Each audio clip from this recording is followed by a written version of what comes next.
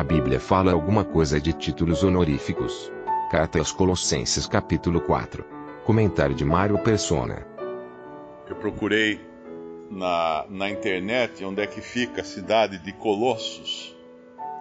Algumas vezes chamada de Colossas e outras vezes chamada de Conas, que é o nome que foi mudado depois. E a foto que aparece é bem desalentadora, porque é um monte de capim com umas pedrinhas aparecendo no meio. Ela nunca foi escavada, então ficaram apenas as pontas das paredes mais altas aparecendo acima do capim. E quando nós lemos essa passagem aqui da carta aos Colossenses, e no versículo 7 em diante, nós podemos pensar que essas pedras permaneceram. Essas pedras vivas permaneceram. As pedras mortas da cidade de Colossos, que devia ser uma cidade bem próspera na sua época, desapareceram. Mas as pedras vivas permanecem até hoje. E nós sabemos até os nomes dessas pedras vivas. Aqui, quando Paulo escreve no versículo 7, ele vai falar de alguns irmãos que agora ele está enviando a Colossos. Tíquico, irmão amado e fiel ministro e conservo no Senhor, vos fará saber o meu estado. Se isso aqui tivesse sido escrito hoje, dentro do sistema religioso da cristandade, as palavras usadas seriam diferentes. Estaria escrito assim: Tíquico, pastor presidente, fiel doutor em divindade e diretor do louvor, da junta de louvor da igreja, ou alguma coisa assim. Porque hoje os homens têm títulos na cristandade. E não havia títulos na cristandade. Havia os dons, dos quais cujos dons, o nome apóstolo, por exemplo, é o que mais aparece, porque era um dom dado por Cristo, que não existe mais. Qualquer pessoa que hoje se declarar um apóstolo é um impostor, é um impóstolo, né? Porque ele não tem qualquer fundamento alguém se declarar apóstolo hoje. Não viu o Senhor, não andou com o Senhor, então não tem como ser chamado de apóstolo e nem foi escolhido pelo Senhor. Então, os outros dons, profeta, nós também não vemos sendo usado como um título nas Escrituras. No Antigo Testamento aparecia mais, no Novo Testamento, os profetas da igreja, que eram os dons, um dos 5 dons dados por Cristo em Efésios 4, não é usado como um título. O único dom que aparece uma vez antes do nome é o de evangelista, referindo-se a Filipe, o evangelista, ou depois o nome que aparece. Mas não existia esse tipo de coisa na igreja no princípio. Não existia pastor como um dom, como um PR antes do nome, ou um presbítero como um PB antes do nome. Não existia também alguém que fosse chamado de reverendo. Na Bíblia inglesa, King James, tem um versículo que aparece a palavra reverendo no Antigo Testamento e diz assim: reverendo é o Senhor. Então, qualquer pessoa que quiser adotar um título de reverendo é uma pretensão muito grande. Ele está querendo se colocar numa posição que a Bíblia coloca o próprio Senhor nessa posição. E também, além de pastor, né, que não existe como título na Bíblia, existe o dom, e nem sequer a ideia de que pastor na Bíblia seja um dirigente de congregação, porque pastor é aquele que pastoreia as ovelhas, que vai buscar a ovelha cansada, que vai curar a ovelha. Existe o evangelista, que é aquele que sai em busca das almas perdidas, mas também não é ninguém que tenha uma carteirinha, um documento para provar que é evangelista. Aliás, uma história muito interessante que eu achei uma vez, eu encontrei um irmão que trabalhava numa missão para os judeus, e ele me deu um cartão. E o cartão dele dizia que ele era representante comercial. e ele me contou o seguinte, ele falou, olha, eu prego o evangelho para judeus, principalmente para judeus, mas se você for pregar o evangelho para um judeu, e você der um cartão tipo pastor, missionário, reverendo, ele vai virar as costas, nem vai escutar o que você vai falar. Então eu tenho uma firma, eu abri uma firma de representação comercial, porque assim eu posso me apresentar como representante comercial e ele é todo ouvidos para me escutar o que eu vou falar do evangelho. Eu achei muito sábia a maneira dele se apresentar.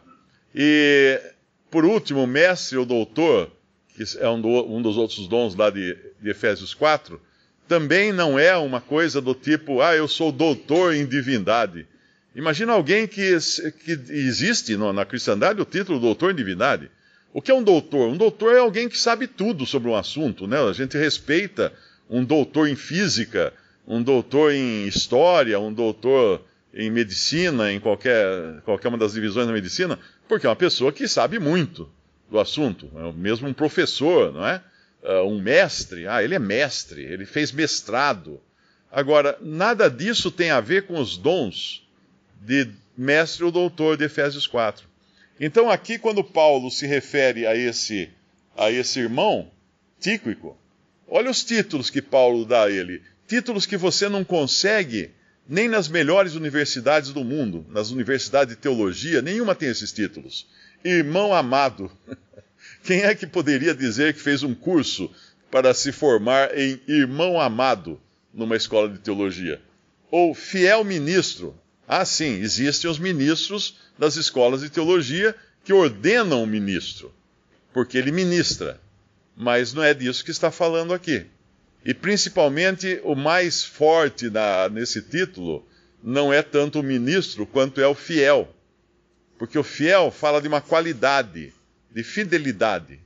Então esse Tíquico, ele não era apenas um irmão amado, e para ser um irmão amado, é claro, ele se comportava como alguém que atraía o amor dos outros, não como alguém que exigia amor dos outros. Tipo assim, irmãos, eu quero a partir de hoje ser chamado de Mário Amado. Não teria sentido nisso. Nenhum cristão deve jamais exigir amor. E os irmãos não me amam. Isso é a maior bobagem que um cristão pode dizer.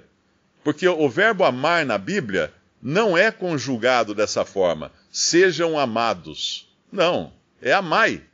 É um verbo, eu não sei como é que chama a conjugação desse tempo. Imperativo, não é? É imperativo. É uma ordem dada a quem? Não ao outro. Amai a mim. Não. É a mim que a ordem é dada para eu amar o meu irmão. Então, esse Tíquico é um irmão amado por outros irmãos por causa do que ele era, da maneira como ele se comportava e da maneira como ele era usado pelo Senhor. Ele é um fiel ministro, porque ele ministra, e quando fala de ministrar, não significa uma pessoa que faça discurso, simplesmente. Um garçom é um ministro. Por quê? Porque ele ministra a comida que ele serve na mesa. Uma mãe é uma ministra em casa, quando ela cuida das crianças, ela atende às necessidades da casa, ela está ministrando, está suprindo necessidades. E é claro que também, dentro do âmbito cristão, nós ministramos a palavra de Deus. Agora, ministramos com fidelidade? Essa é a questão. Porque só pode ser um ministro fiel da palavra de Deus aquele que tem fidelidade ao texto da palavra de Deus. Não é um ministro aquele que inventa revelações novas e inéditas ou imediatas que saem de repente. Estou sendo usado pelo Espírito Santo para trazer tal mensagem. Meus irmãos e tal. Não, nada disso. Ministro fiel é o que segue com fidelidade o que já foi revelado pela palavra de Deus. E conservo no Senhor.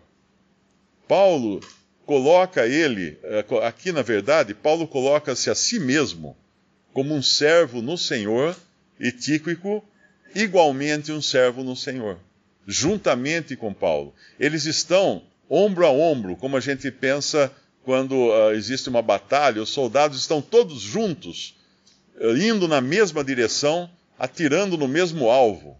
E assim devem ser os cristãos. Nós não temos alvos diferentes. Nós batalhamos pela fé uma vez dada aos santos.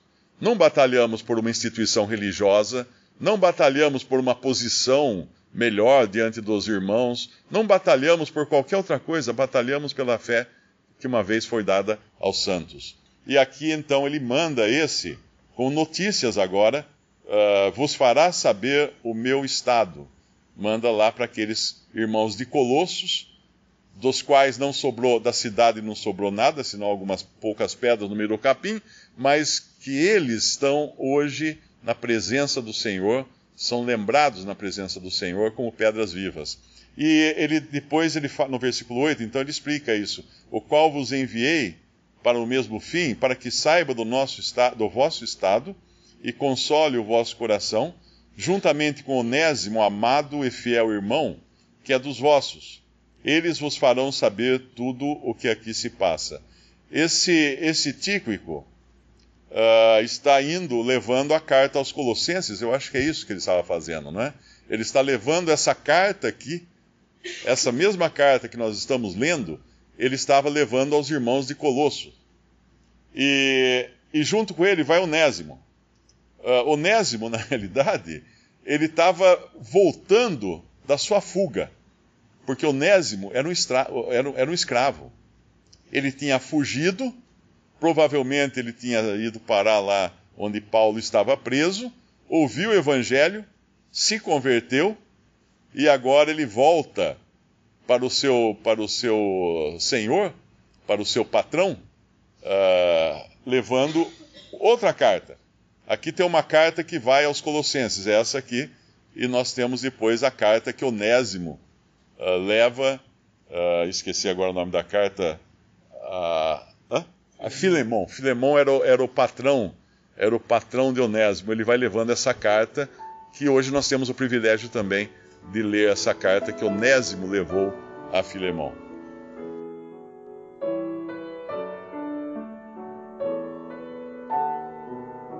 Visite Respondi.com.br. Visite também 3minutos.net.